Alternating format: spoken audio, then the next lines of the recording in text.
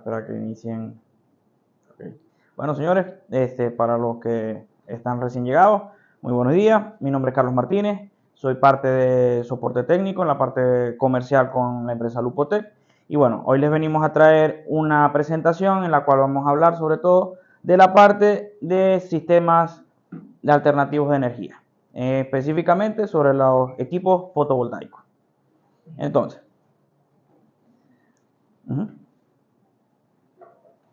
no veo lo que no. Ok. Por la extensión de la información que se puede llegar a manejar con este tema, porque voy a buscar ahondarme por lo menos en un poco en la parte física, en la parte de electricidad, por lo menos básica del tema, para que tengamos como un conocimiento sólido, más profundo del por qué funciona un panel solar, cómo va a operar, y eso nos puede beneficiar en el momento de analizar y hacer un dimensionamiento para ya sea uso propio o uso para un tercero. Entonces, por esa situación vamos a manejar primeramente el workshop en dos etapas. Esta va a ser la parte 1, en donde vamos a hablar toda la parte de fundamentos y aplicación del panel solar. Y bueno, aquí como pueden ver, toda la parte de la aplicación de los sistemas fotovoltaicos básicos. El objetivo ahorita, el objetivo que queremos buscar es que ustedes puedan comprender todos los conceptos básicos de la energía solar fotovoltaica. Por ejemplo, que esa animación la puedan manejar y comprendan todo lo que está sucediendo en ese ejemplo. Ese es el objetivo que quiero el día de hoy con ustedes. Entonces, por lo menos familiarizarse con los componentes principales de un sistema fotovoltaico, como por ejemplo que puedan identificar todos los componentes disponibles en esa imagen de ejemplo. Y también el manejo de toda la parte de los fundamentos de electricidad que se aplican en este tipo de sistemas y también para otros sistemas similares. Ok, entonces, sistemas de energías renovables. La definición de la energía. ¿Qué hay de especial con estos sistemas? ¿Por qué renovable? La definición viene de que la fuente de energía es derivada de fuentes naturales que son inagotables. Hay dos diferencias en todas las fuentes de energía. Hay inagotables y hay, obviamente, las que más hemos usado hasta ahora como sociedad, las que se agotan, las que son perecederas. ¿Por qué son perecederas? Porque por lo menos el caso más conocido entre nosotros, los hidrocarburos, minería, son bases minerales, tuvo un proceso físico-químico que fue muy profundo, fue por millones de años el desarrollo de ese componente para que llegara a ese tipo de estructura para poder ser aprovechable actualmente por nosotros. ¿Qué pasa? Que después que lo utilicemos, después que quememos la gasolina en el motor, eso no va a volver a estar disponible dentro de millones de años. Entonces, las energías renovables tienen la ventaja de que por las condiciones en las que se forman o en las que tenemos disposición de ellas, en la magnitud o en la constancia que tienen, son para nosotros constantemente accesibles y por ende inagotables. Entonces, ya va. Ok.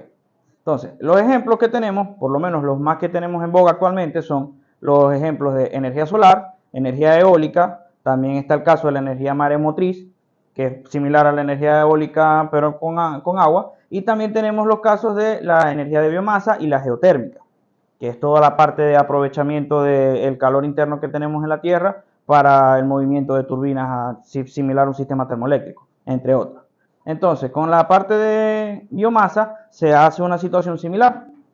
¿Qué hace? ¿Qué se hace allí? Se aprovecha un proceso parecido a la creación del carbón y de otros hidrocarburos, en el cual se aprovecha a la fermentación o otro tipo de situaciones que se generan, en el cual tenemos metano principalmente, se genera gas natural, es otro tipo de gases. También la descomposición de la madera permite que se vuelva más combustible y por ende se puede aprovechar como un sistema secundario al carbón mineral. Es un carbón más, un sistema similar al carbón a nivel químico, pero de origen vegetal y más renovable, ya que se aprovecha cartones, sistemas de desecho que ya tenemos actualmente para hacer un reciclaje a nivel de combustible, a nivel energético. Entonces, como el punto que queremos manejar hoy es principalmente toda la parte solar, es al que vamos a principalmente en este momento. Entonces, aquí, en el caso actual, hay también variantes de sistemas solares. porque normalmente el que asumimos como sistema solar es sistema fotovoltaico, que es el que consiste de paneles solares. Pero ya probablemente varios han visto los sistemas de por lo menos de los espejos concentrados, que son la termosolar, que hay un sistema en donde hacen una torre de concreto, a ese sistema le ponen alrededor espejos cóncavos, si no fue la memoria, y todos esos espejos absorben la luz solar, la concentran en un solo haz en esa torre, y esa torre, ya sea que tenga agua internamente, en un sistema interno de circulación de agua, la hacen hervir y hace un sistema similar de funcionamiento de turbina térmica. También recientemente vi un proyecto, no estoy consciente de que ya sea puesto en funcionamiento en gran escala, en el cual a la torre, en vez de ser de concreto, tiene sal. Es sal comprimida. Entonces, como la sal tiene la particularidad que puede retener la energía, ella al calentarla con el transcurso del día, a lo largo de la noche, va a mantener la alta temperatura que tuvo, ya sean varios cientos de grados. Con lo cual, puede servir como un sistema alternativo de almacenaje al que estamos acostumbrados a los sistemas químicos, que son las baterías, como también un sistema alternativo para capturar energía y tenerla a disposición posteriormente a que la energía ya no está disponible. Entonces, pero actualmente el tema actual va a ser toda la parte del sistema fotovoltaico. Aquí, como lo podemos nombrar, para muchas explicaciones que hay a nivel global, internet, etcétera, muchas están con las fórmulas en inglés, por lo cual photon en español es F, en inglés es con PH, entonces por eso PV en inglés, fotovoltaica en inglés. Entonces, bueno, se recupera la energía de forma lumínica y la entrega como forma eléctrica, pero ¿cómo se hace? A eso es lo que quiero ir representando el día de hoy. Entonces, entre estos sistemas, como tal, el corazón es el panel solar, pero tiene todo un sistema de accesorios para poder hacer esa energía utilizable para nosotros y para los sistemas que ya tenemos actualmente operativos. Entonces, estos componentes van a ser principalmente conversores de energía, que pueden ser el controlador de carga solar o cargador solar, el inversor como tal, ya que se puede hacer el sistema de forma modular para dimensionar cada equipo de forma individual, o se puede comprar un inversor que tenga todas las componentes integrados, ¿sí? Que ya sea cargador solar, cargador también con la red eléctrica, bypass, incluso ya esos sí serían verdaderamente los inversores híbridos, que tienen la capacidad de tener conexión con batería y además la energía del panel solar la puede reconectar, porque va a trabajar en paralelo con la red eléctrica para reenviar esa energía hacia la red y en vez de que esa energía se desperdicie, poderla distribuir y compartir. Y obviamente, si tuviéramos otro sistema eléctrico a nivel nacional, posiblemente una reducción de costos en nuestra... Incorpora al sistema nacional eléctrico. Correcto. Entonces, con un medidor dual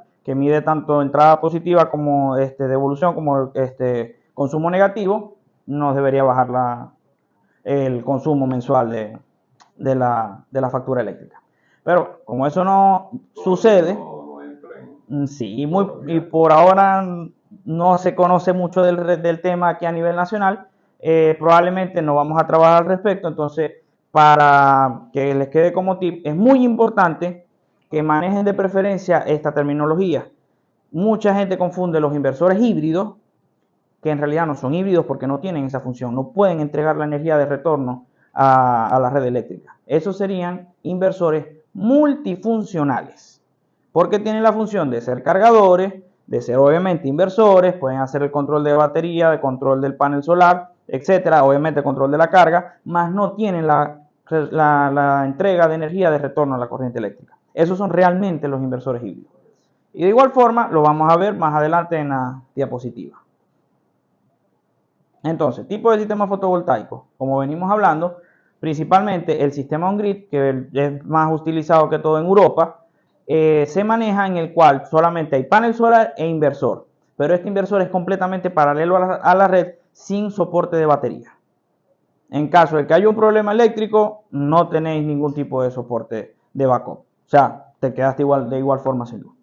Entonces, esa particularidad, obviamente, en aquellos sistemas, por todo lo que venimos hablando, es útil, es práctico monetariamente y también para la huella de carbono, que se toma más en cuenta a nivel social en esa parte de Europa, Pero en nuestro caso, bueno, no vamos a atacar tanto ese tema. Pero para que se conozcan, aquí pueden ver que se conecta en paralelo, puede enviar excedente de energía a la red, pero no tiene batería. Y al ahorrarse el costo de la batería y también toda la electrónica del equipo es un poco más básica, se ahorra también costo del equipo y por ende en la instalación como tal se puede hacer más económica. Exacto. Y eso está orientado a reducir la factura. Correcto, correcto. Entonces, pero principalmente los sistemas que nosotros estamos trabajando van a ser off-grid, ya sean instalaciones remotas en torres de comunicaciones, para la parte de telecomunicaciones, fincas como backup para equipos de redes, etcétera. Una gran cantidad de equipos que pueden llegar a trabajar completamente fuera de línea y cuya única fuente va a ser la energía solar y el banco de baterías de respaldo. Pero normalmente, por lo menos, si vamos a trabajar aquí en ciudad y en otros lugares que sí tienen una conexión relativamente estable de energía eléctrica, vamos a trabajar un sistema que va a ser multifunción, en el cual el sistema va a trabajar principalmente con la energía de la red eléctrica, también puede cargar las baterías con la red eléctrica, pero va a ser un sistema de backup muy similar a un UPS cada vez que tengamos un problema eléctrico. Y bueno, obviamente en la parte final lo que estuvimos hablando ahorita de los sistemas híbridos que tiene toda la suma de todas estas funciones: manejo de baterías, gestión de paneles solares y entrega positiva de energía a la red. Entonces, aquí pueden ver una comparativa rápida de los dos sistemas. El sistema off-grid, que tiene panel solar, controlador de carga, batería estacionaria y un inversor solar. Obviamente, el controlador de carga y el inversor solar lo podemos tener integrado, que es el caso que tenemos ahí atrás con los inversores solares que tenemos. Normalmente, como estos tipos de sistemas son off-grid, no están manejando equipos críticos, o los equipos críticos tienen un segundo backup secundario, o sea, una alimentación para ese equipo crítico en específico. Estos equipos normalmente no tienen unos tiempos de transferencia muy altos. Hay ciertos inversores que sí lo tienen, que hay que verificarlo en la hoja de datos cuando uno lo vaya a trabajar. Entonces, eso se maneja así en la parte de los sistemas off-grid y los sistemas on-grid, que es lo que le acabamos de comentar. Tenemos el inversor solar directamente con un medidor que mide tanto consumo positivo y negativo directamente conectado a la red y en paralelo con la red de nuestro propio hogar. Entonces, bueno, ya hablando de eso a nivel general, ya podemos entrar ya a los conceptos de electricidad, que es muy importante para todos los que estemos aquí presentes. No, creo que todos los manejamos bien, pero de igual forma, en caso tal, cualquiera que no los tenga tan pulidos, los podemos repasar rápidamente. Normalmente siempre se maneja la tensión. Siempre que escuchen tensión es voltaje. Es la diferencia de potencial eléctrico. ¿Qué pasa con el voltaje? Tenemos la particularidad de que tiene, bueno, aparte que la diferencia de potencial eléctrico entre los dos puntos de un circuito se mide en voltios y representa la fuerza que impulsa el flujo de electrones a través de un conductor. Y ese es el punto que quiero llegar. Se impulsa el flujo de electrones a través de un conductor. O sea, para yo poder tener una corriente eléctrica necesito una tensión. Sin tensión no tengo corriente. Pero ¿qué pasa? Yo puedo tener tensión sin corriente. Todos hemos recibido algún toque con una puerta por electricidad estática. Había un diferencial de potencial, hasta que cerramos el circuito no hubo el flujo de corriente. Entonces eso es importante tenerlo en cuenta, porque de igual forma nos sucede con los paneles solares, también nos puede suceder con tormentas eléctricas y otro tipo incluso de energía solar, de energías alternativas que se están trabajando. Entonces, la corriente, que es el que siempre conocemos como amperaje, es el flujo de electrones a través de un conductor, el cual, como se puede aquí dar en el ejemplo del agua, ese ejemplo es muy clásico para cualquiera que estudie electrónica. ¿Qué pasa? Mientras más alta sea la cascada o más alto sea el tanque, más alta va a ser la tensión, más fácil va a ser empujar el flujo eléctrico, pero el flujo como tal va a ser limitado por el tubo, que entonces aquí ahí lo especifica. Tiene una cierta unidad de tiempo que hace la referencia a la corriente. Mientras más grueso el tubo, menos resistencia hay, por ende más corriente de agua hay. Y bueno, aquí tenemos los tipos de corriente, que es muy importante siempre que la gente ahí tengo corriente de 110. No, tenéis tensión de 110 voltios con corriente alterna. Entonces, para mejorar... Es la explicación técnica. Correcto, para mejorar esa información. Entonces, bueno, tenemos obviamente los tipos de corriente continua, que es principalmente con el que trabajan los paneles, controladores de carga y baterías, y ya la corriente alterna, que es con la que trabaja el inversor. Entonces, bueno, ya aquí podemos ver La secuencia, esa imagen que está allí es un punto bastante práctico porque, bueno, si han manejado multímetro ya lo conocen, pero si no, la AC tiene, ahorita no recuerdo el nombre, la virgulilla, que es el logo de la corriente alterna. Muchos multímetros nunca dicen AC, solamente tienen el logo. El otro logo es el de corriente directa, corriente de batería. Entonces, como estuvimos hablando ahorita, la relación entre la tensión y corriente. No hay corriente sin tensión. Puede haber tensión sin corriente, que es el caso de la electricidad estática y entre otras situaciones. Mientras más tensión, más fácil va a circular la corriente. Igual forma, de forma inversa, ya lo vamos a ver más adelante, el caso con la resistencia. Entonces, mayor flujo de agua, como pueden ver el ejemplo, menor flujo de agua hace que la referencia de corriente sea menor. Entonces, entramos ya al caso de la resistencia para cerrar la ley de Ohm. Es la oposición al flujo de corriente eléctrica a través de un conductor, se mide en ohmios. Cuanta más resistencia tiene un material, más difícil es para los electrones pasar a través de él. Es exactamente inversamente proporcional al flujo de corriente. Mientras más resistencia, menos corriente, y también tiene otro nombre que se aplica para toda la parte de materiales y cableado, la conductividad. Entonces, relación entre corriente y resistencia. Se oponen entre sí. A más tensión, más corriente con la misma resistencia. A mayor resistencia, menos corriente con la misma tensión. Entonces, al punto que quería llegar, ley de Ohm. Como pueden ver, se establece que la corriente a través de un conductor entre dos puntos es directamente proporcional al voltaje, a través de los puntos inversamente proporcional a la resistencia del conductor. Y bueno, la fórmula me imagino que la han usado bastante, ¿no? Ya la conocen bastante el triángulo, perfecto. Entonces, ya entendiendo bien toda la parte de tensión, corriente y resistencia, podemos entender mejor toda la parte del consumo. Es la cantidad de energía eléctrica utilizada por un dispositivo o sistema durante un periodo específico de tiempo. Se mide en kilovatios hora.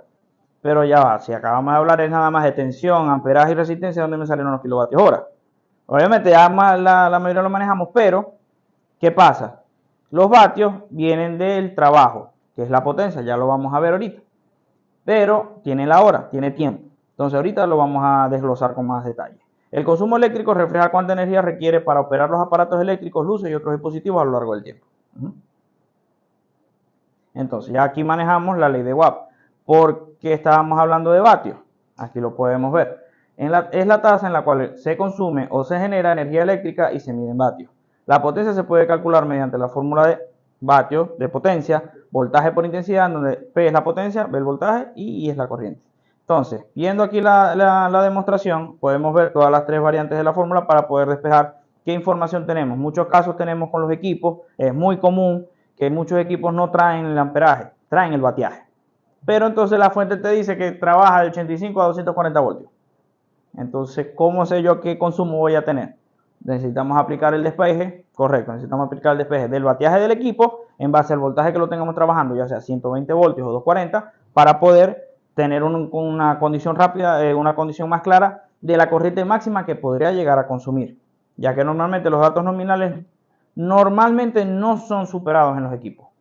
Hay ciertas condiciones y normalmente son de falla. Puede darse el caso de que suelen ser de falla cuando hay un consumo que el equipo es superior el consumo que tiene al que reporta.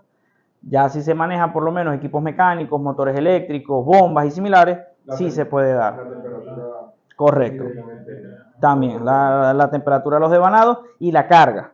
Cualquier restricción, en caso de que sea una bomba de agua que tenga bloqueado el uso, queda trabajando a contrapresión y aumenta el consumo. Ese tipo de situaciones es donde normalmente se puede dar casos que el equipo esté trabajando sobre su carga nominal. Pero por lo menos en electrónica de consumo, en todos los equipos que son semiconductores, es muy raro.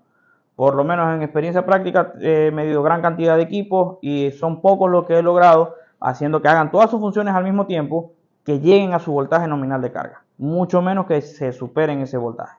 Caso particular, router. Ya tengo varios routers en prueba, les he hecho varias pruebas.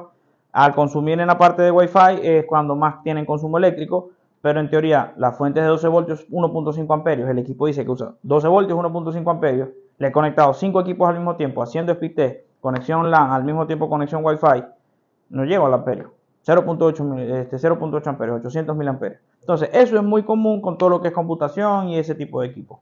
Pero de igual forma, para un dimensionamiento de un sistema fotovoltaico es recomendable manejar siempre los datos nominales de los equipos. Entonces, bueno, viendo aquí ya las variantes y ya conociendo qué es el voltaje, qué es la intensidad, qué es la resistencia, la potencia, ya podemos trabajar los watts como tal con tiempo y que la suma de los dos se trabaja en joules. Entonces, los kilovatios hora ya es el valor de energía. Watts es potencia, watts hora es energía. Es la potencia a lo largo del tiempo, el trabajo a lo largo del tiempo. Normalmente se va a manejar que el consumo que tenga el equipo nominal, pongamos 40 vatios, a lo largo de una hora, ese va a ser la energía consumida por ese equipo. 40 vatios hora.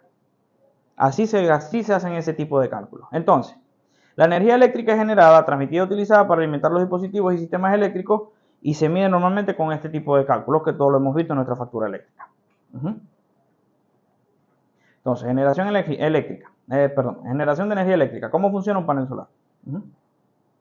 El panel solar, las componentes principales del panel solar. Es un dispositivo, como pueden ver, que aprovecha la electricidad, aprovecha la energía obtenida del sol para generar electricidad.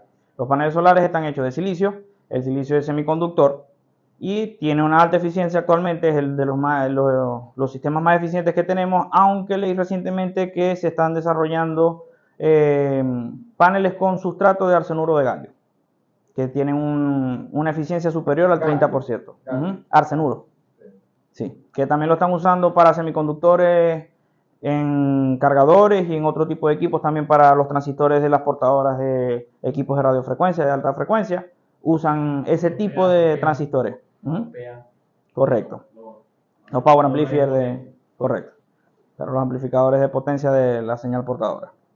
Entonces, bueno, aquí como podemos ver, esas son las características básicas de un panel solar y todas las partes que lo componen.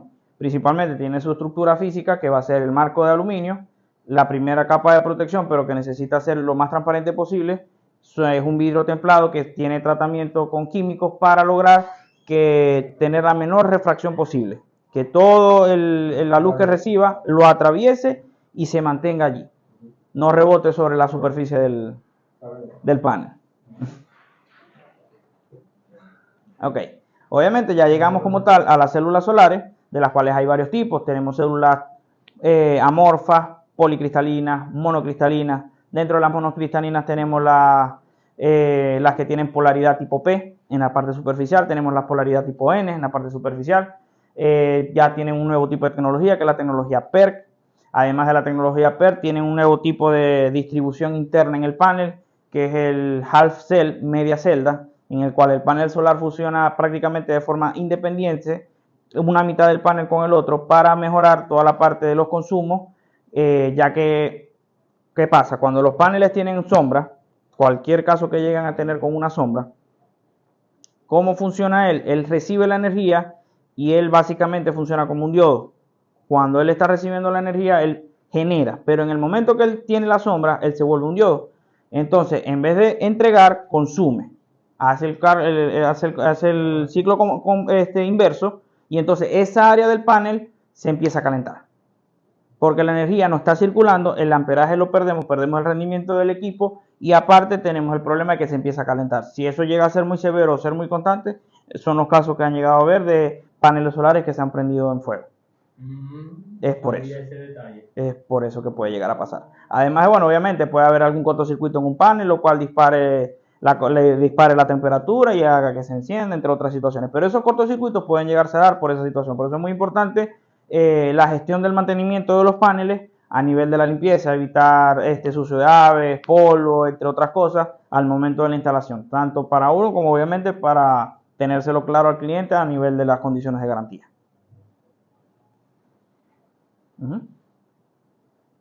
Bueno, ¿cómo funcionan estos paneles? Como estuvimos viendo ahorita, y realmente la magia está allí, en el efecto fotoeléctrico. Este fenómeno es el cual los electrones son expulsados de un material cuando éste absorbe luz. Esta energía de la luz en forma de fotones es suficiente para liberar electrones del material, generando una corriente eléctrica. ¿Qué pasa? El silicio se comporta como un metal. Casi todos los metales tienen ciertas características del fenómeno fotoeléctrico, pero se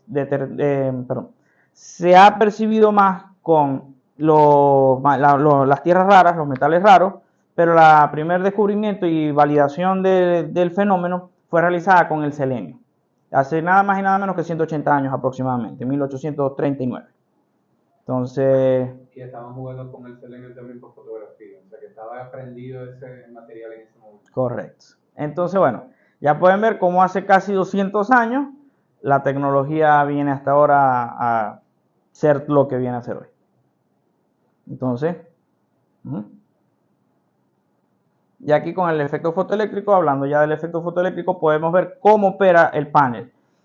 ¿Qué hace que el panel tenga la eficiencia que tiene a lo largo de los años? Ya que desde aquella época ha tenido múltiples evoluciones, obviamente el desarrollo del silicio para el transistor y demás, principalmente, correcto. Toda la parte de semiconductores que fue principalmente desarrollada con laboratorios Bell, después Motorola, y bueno, a partir de 1950 hasta la fecha de hoy, que ha sido el boom de los semiconductores. Entonces tenemos, como les estuve comentando, al ser una capa de silicio, él tiene el silicio dopado. ¿Qué es el dopaje en el silicio? Ellos logran una pureza del 99.999% en una oblea de silicio pura, la cual posteriormente le hacen un recubrimiento, ya sea de fósforo, de borio o entre otros químicos que estructuralmente son muy similares al silicio, pero tienen o un electrón más o un electrón menos, lo cual hace que ya nativamente el material quede con una carga eléctrica de forma natural, de forma estática. Entonces, en el momento que el fabricante toma dos piezas con los dos diferentes dopajes y las une, se genera un área de agotamiento en el cual los electrones que le faltan a un área se suman al otro, y eso hace la tendencia en el que ya el propio material tiene una inclinación hacia el fluir la corriente en un sentido. Por eso es que el diodo es semiconductor, porque fluye la corriente en un solo sentido, pero no al contrario. Porque si llega a recibir el flujo de electrones del lado inverso, por el área de agotamiento no lo va a permitir el paso. Entonces, eso aplica para todos los semiconductores existentes, incluyendo los paneles.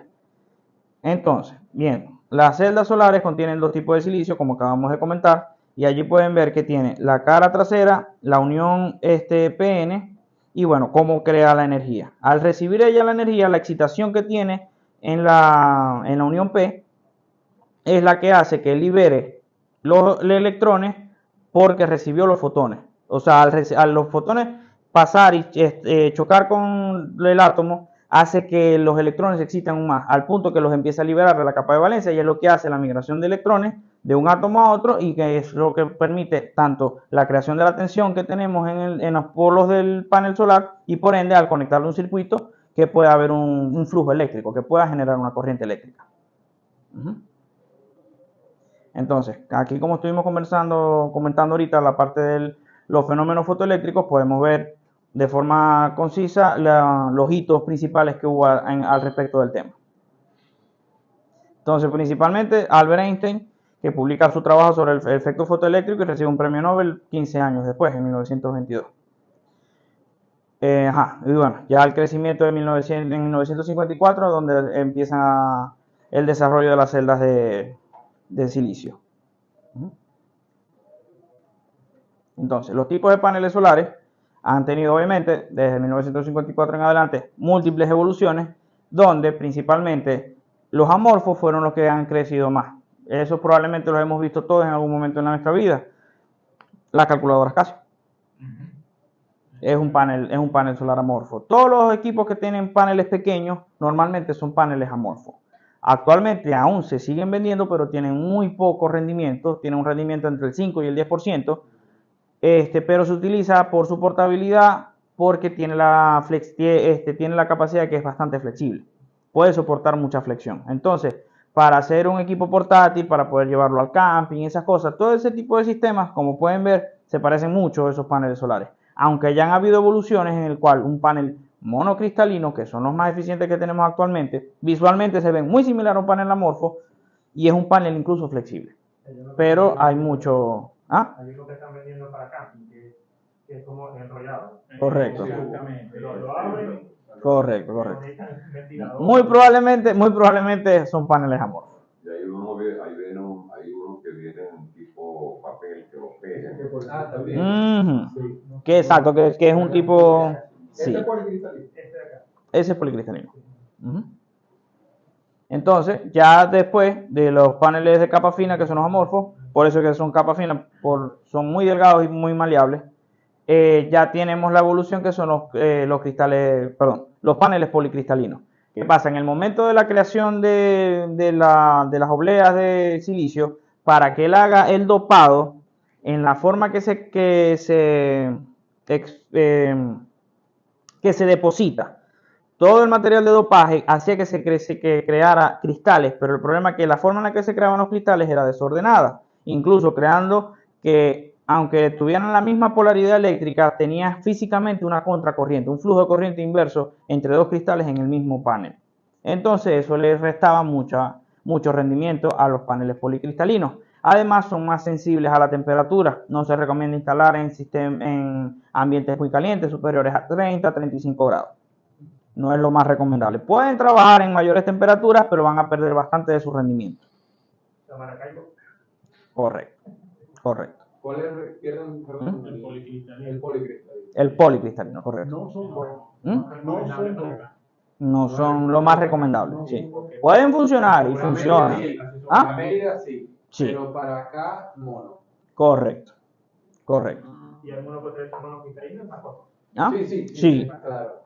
Sí, es más costoso, aunque se está abaratando bastante, ya que ha habido un superávit de fabricación por toda la demanda que ha habido, entonces ya se está equiparando la demanda con la oferta y están empezando a bajar de precio todos los sistemas fotovoltaicos, principalmente los paneles solares. Ahorita yo más o menos estos días 600 vatios por $150.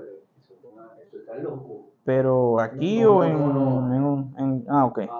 En Ali. Ok. Sí, Bueno. bajaron bastante los precios. Correcto, sí. Incluso ya vienen los que son por lo menos los half cell bifaciales, que tienen otro recubrimiento que aprovechan el mismo panel o tienen una segunda capa de panel solar, que puede ser que no tenga tanta eficiencia como la primera, pero aprovecha, se ponen los paneles con separación y se aprovecha el reflejo solar que tienen, se les hace una capa blanca en el fondo para que el mismo reflejo también aproveche aún más la energía del área. Entonces tiene la energía directa y tiene la energía reflejada en ambos sistemas. Esos son los paneles solares bifaciales.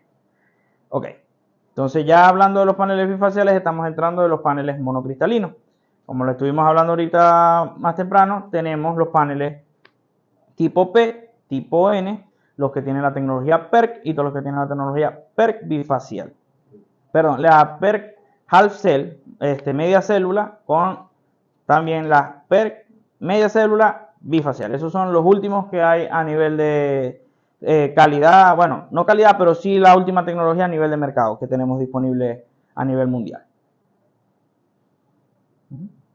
Entonces, bueno, por un ejemplo rápido, aquí podemos ver un ejemplo de un panel solar policristalino, que como pueden ver es un azul muy brillante. Siempre cuando se ven al sol se les ve un color muy brillante. Esos son paneles policristalinos. Aquí pueden ver que es un panel de 150 vatios pico, o sea que en condiciones ideales de irradiación solar, esa es la energía que él puede crear. Al estar trabajando en esas condiciones, él puede, si se llega a poner si se llega a mantener el circuito abierto, el panel solar sin ninguna carga conectada, puede llegar a entregar 21 voltios. Como pueden leer allí, 21.18. Esta información es bastante importante porque dependiendo también la calidad del panel y del fabricante, qué tan amplio sea, si tiene soporte postventa, si tiene página web, ya que hay paneles que se consiguen en China que lo único que van a tener es esa etiqueta. Y si se llega a perder o a deteriorar esa etiqueta, saben que tienen un panel, pero no saben nada más. Entonces es un punto también a tener en cuenta. Entonces en este caso, bueno, tenemos este panel y como pueden ver, estos son los datos más importantes que tenemos que manejar del panel. Más que el open circuit y el short circuit current, tenemos que manejar es la potencia máxima, el voltaje a potencia máxima y la corriente a potencia máxima. ¿Por qué? Lo vamos a hablar más adelante. Pero aquí pueden ver que el circuito, el panel en específico puede trabajar a 17.98 voltios y puede entregar una corriente de 8 amperios. Pero además puede conectarse a un sistema máximo porque estos son valores absolutos. Estos son los valores justo antes de la ruptura. de que el equipo falle, de que el equipo se dañe. Entonces, obviamente hay que mantener siempre un margen de seguridad por debajo de estos valores. Claro, no tolerancia. Correcto. Entonces, obviamente él te va a entregar la potencia máxima y te va a entregar la corriente máxima dependiendo del cargador que se utilice, el controlador de carga. En este caso se deberían ser MPPT. Pero puedes conectar este panel solar en series hasta alcanzar los 1000 voltios. Se puede llegar a conectar hasta alcanzar los 1000 voltios, que si 5 paneles te entregan aproximadamente 20 voltios, 18 voltios, o sea, cada panel te entrega 18 voltios, 5 paneles te entregarían aproximadamente 100. Se podrían conectar 50 paneles, máximo. De repente probablemente un poco menos. O sea, podrías hacer series de 48 paneles. Entonces, teniendo el fusible que se utilizaría para una serie de este tipo de paneles sería de 15 amperios, aunque su consumo máximo es 8, para la situación que acá estuvimos hablando. Si llega a haber un cortocircuito o algún problema de esa índole, el equipo tenga capacidad de protegerse. Entonces, los tipos de aplicaciones, la tipo de protecciones al fuego y la clasificación de seguridad. Estos son los parámetros que van a traer la mayoría de los paneles, pero los que más nos van a interesar son los que les comenté. Voltaje y potencia máxima, corriente a potencia máxima, voltaje de circuito abierto y corriente de cortocircuito. Entonces, especificaciones de los paneles solares.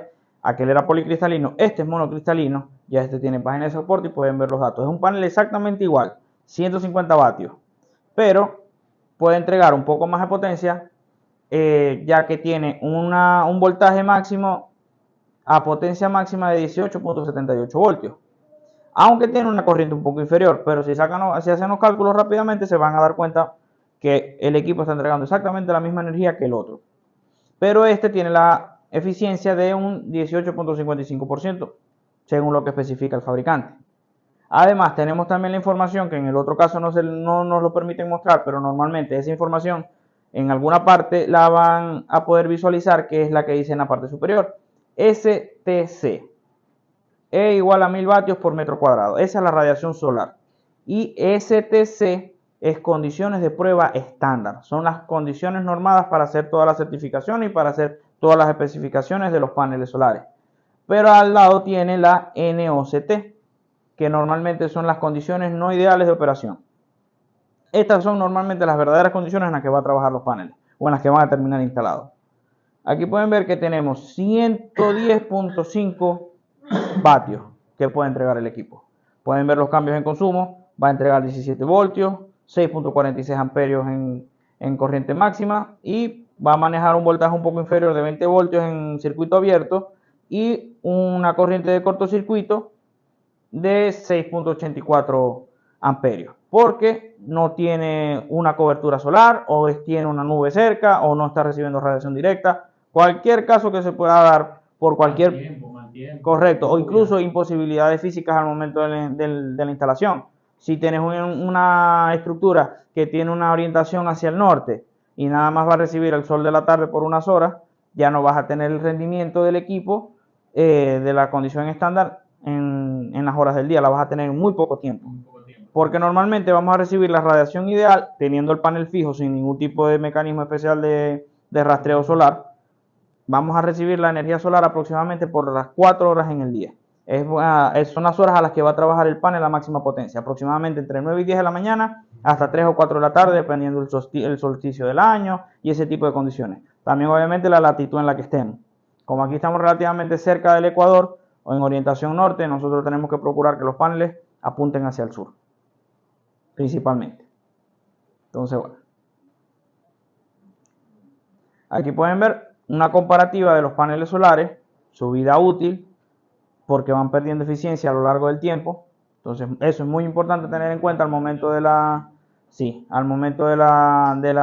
compra y de la expectativa que se le va a dar al cliente del sistema, de que va a mantener los equipos. Entonces, bueno, ahí pueden ver los coeficientes térmicos. El coeficiente térmico del monocristalino, él no va a perder rendimiento incluso con temperaturas superiores a los 50 grados. Ya los policristalinos a partir de 20 o 30 grados van a empezar a perder el rendimiento. Y los amorfos trabajan en su mejor condiciones dentro de los 23 grados centígrados.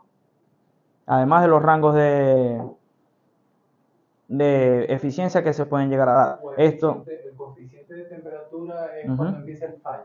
No. cuando empiezan a perder capacidad de Capacidad, conversión ok. por alta temperatura. Ujú. Entonces, bueno, este es bastante importante, el ejemplo práctico de un cuadro de carga. Entonces, ¿cómo vamos a desarrollar un cuadro de carga? Porque ya estuvimos hablando del panel, ya estuvimos viendo cómo se desarrolla el panel, cómo funciona, cuáles son sus características, cuáles son los parámetros importantes para nosotros. Pero ¿por qué son importantes?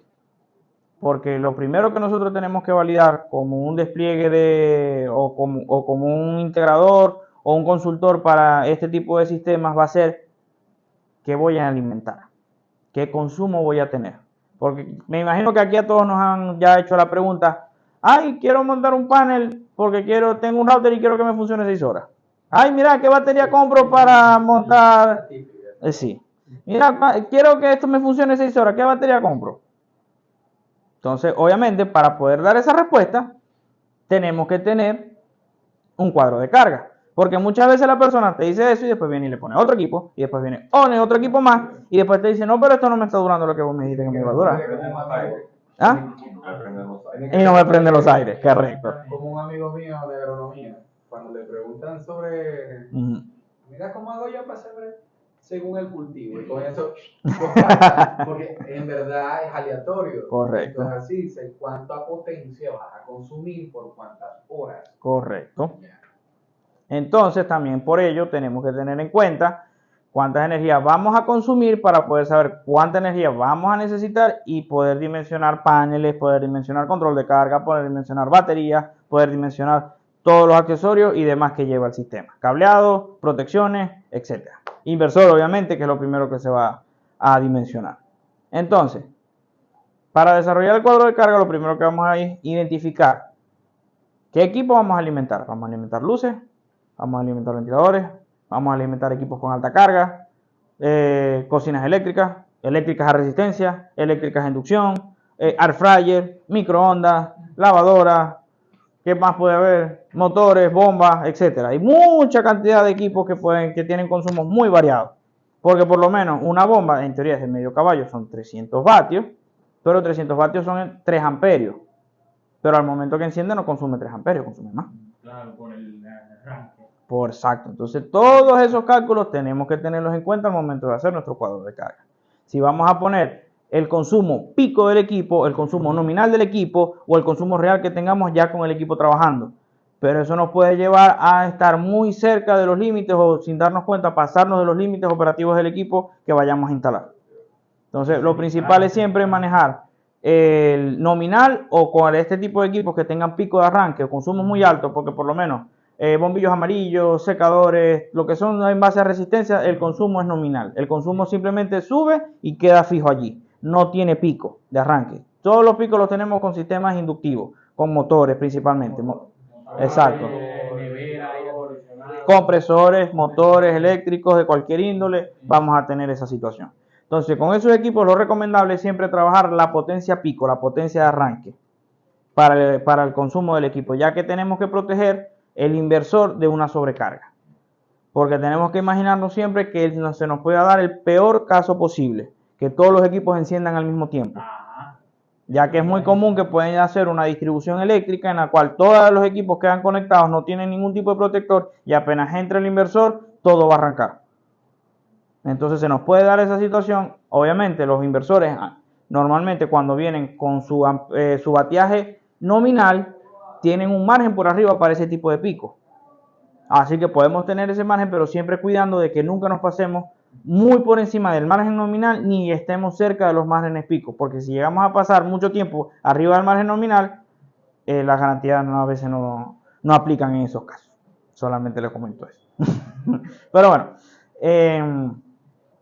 obviamente, manejando eso, la potencia de los dispositivos que vamos a trabajar, las horas de uso que van a tener, la ventaja que actualmente ya se ha normalizado mucho y tenemos bastante disposición de luces LED, lo cual ha hecho que los consumos en iluminación se hayan reducido bastante y facilita mucho poder hacer una implementación relativamente pequeña con bastantes horas de capacidad para poder alimentar cuartos o una casa completamente si tiene toda la iluminación LED. La pueden alimentar con más de 12 horas fácilmente sin mucho problema.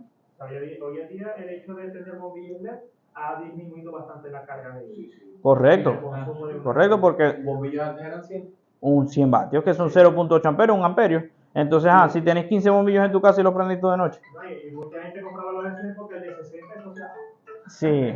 No es una alumbra. Correcto. Entonces ahora tenemos un bombillo que lo que hacías con 15 amperios ahora lo haces con 1 amperio. Exacto. Entonces, bueno.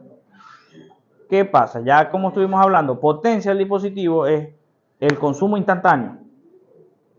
Si el equipo me consume 10 vatios, son 10 vatios. Si el equipo consume 20 vatios, son 20 vatios. Pero además, ¿cuántas horas va a trabajar ese equipo a 10 vatios? Ahí es donde entramos con la parte del consumo de energía. Entonces, calcular la energía, hacer toda la suma completa y meter factores de corrección. Estos factores de corrección van a ser factores de seguridad, también factores a tomar en cuenta en caso de cualquier tipo de ineficiencia, algún problema de calidad en el cableado, de crimpado, de conectorizado, etcétera, algún problema de rendimiento que podamos llegar a tener con el inversor, algún panel que tenga un rendimiento inferior al esperado. Todo ese tipo de situaciones se nos pueden llegar a presentar y tenemos que tener un margen de energía, un margen de nosotros de servicio para poder garantizar lo que se le ofreció al cliente en cualquier condición. Entonces, sabiendo lo que alimentarás, podrás elegir las partes del sistema que vas a instalar. Entonces, ya aquí tenemos un cuadro de carga de ejemplo. Incluso tengo el archivo Excel de este mismo cuadro si quieren que hagamos una prueba práctica posterior. Ok, entonces poniendo un caso aquí podemos elegir cantidad de bombillos. Vamos a hacer una prueba rápida aquí con la habitación. Tenemos 2 bombillos, 3, 4, 5, 6, 7, 8, 9, 10, 11, 12, 13, 14 bombillos LED. Estos bombillos son tipo ojo de buey, creo que están consumiendo aproximadamente unos 5 a 10 vatios cada uno. Si no me falla la memoria, si no estoy errado. Entonces, bueno, ahí tendríamos que poner 14 bombillos, dije, ¿no? 14 bombillos LED que van a tener un consumo pico hora de, vamos a poner 10 vatios cada uno, son 140 vatios. Si van a estar encendidos, al tiempo, durante todo el día.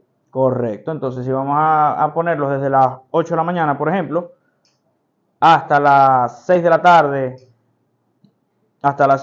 bueno, ¿cuántas horas tenemos operativas? 10 horas de día. Y de noche, van a estar encendidos, van a estar apagados. Imaginemos que van a estar encendidos más de la mitad de la noche,